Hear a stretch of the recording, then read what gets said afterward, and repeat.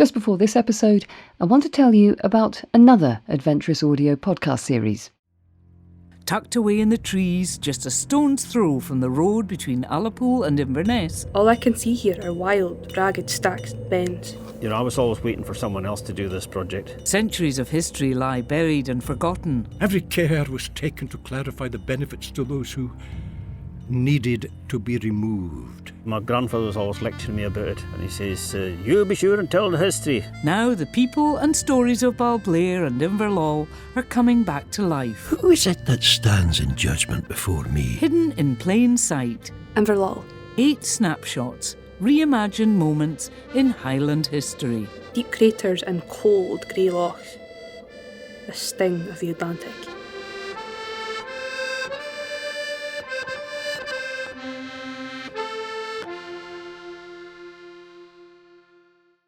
Hi, it's Ali here, salon director from the Head Gardener in Inverness. Talking about cancer is never easy, but unless we're open and honest about it, how can we learn from each other and most importantly, support each other? Personally, I love this podcast. Every so often there'll be a little nugget that will just smack you in the face and you just think, whoa, right, that resonates. I think Pennie is an amazing storyteller.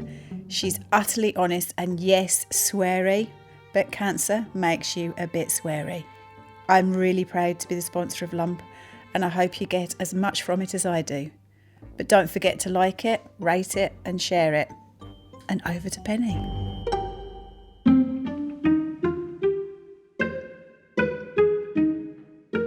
This is my church.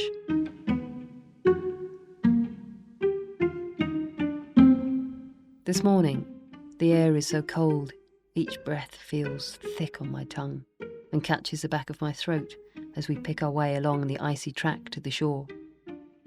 We pause to admire the perfect paw prints of a badger in the crisp snow.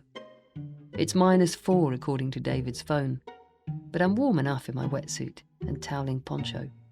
I have a thick knitted hat pulled low and a huge soft orange and yellow scarf wrapped round and round my neck. I clutch a flask of hot ginger in mittened hands. Undoubtedly, I look ridiculous, but not 1 millimetre of me cares. We woke to an utterly calm, quiet Sunday with hardly a caress of wind. A milky yellow sun nudged up over the opposite hill, then poured itself in through the bedroom window. One of the things I love most about this house is the generosity of light it gives us, a commodity to be treasured when you live as far north as we do. The loch, ribbed and rippled with gold, was irresistible. Apart from the odd emergency dip, I've been resisting the water over the winter months, not brave enough to face wriggling out of a freezing wetsuit by the back door. The temperature of the water itself doesn't faze me, but the discomfort after the swim is enough to put me off. Then David, so effortlessly the problem solver, simply said, well then don't. Just take your wetsuit off in the downstairs shower. Game changer. Now, I feel the pull of the water almost daily. The desire to get into the loch is becoming a need. I normally come to the shore on my own, so it's a little strange to have David's company, though he has no intention of swimming.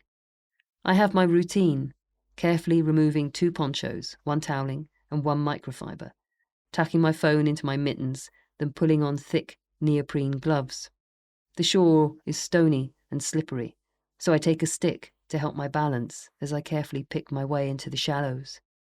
The water level is especially low. It's been too cold for rain, and the hills all around are clinging on to deep snow. When it melts, the water will rise again, and the temperature will plummet even further.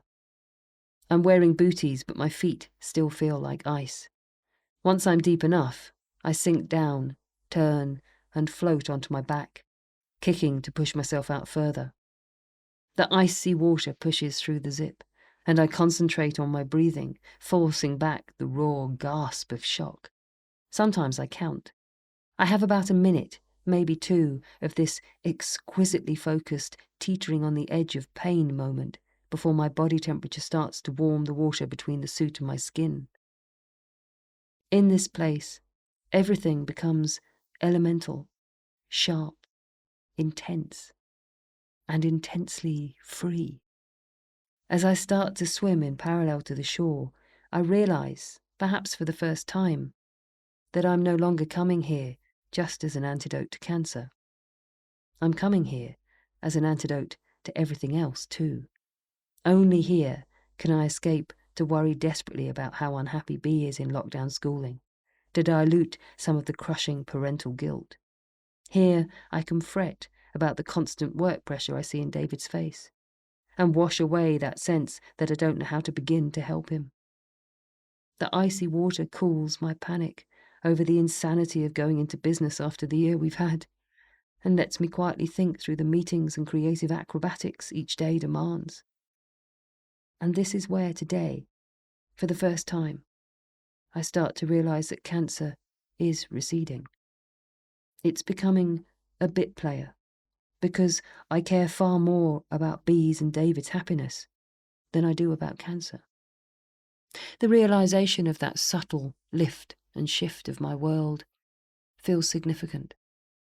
I want to mark it, stand and raise my arms above my head, throw an arc of icy water in triumph.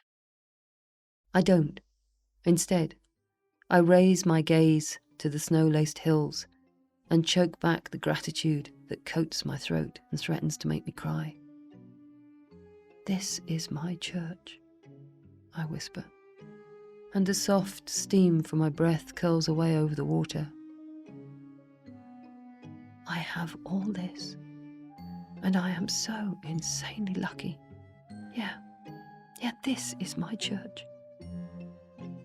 Then I push my worries out into the loch, leave my soft prayer of thanks hanging in the air, and I turn and swim to the shore, to warm mittens and hot ginger, and to David.